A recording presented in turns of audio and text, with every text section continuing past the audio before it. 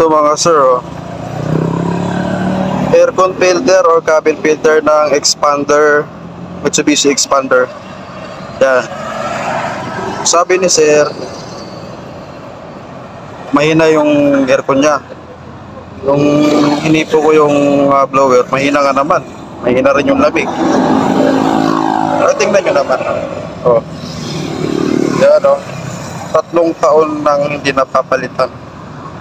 Yan, oh. Di man lang yata napugan kahit isang beses. So nung napalitan ko ay lamig-lamig na talaga. Eh, lumamig na siya. Malamig na. Tapos lumakas din yung blower. Baradong-barado. Ayan, oh. Grabe. Okay, pag may ng aircon nyo, try nyo muna sa cabin filter.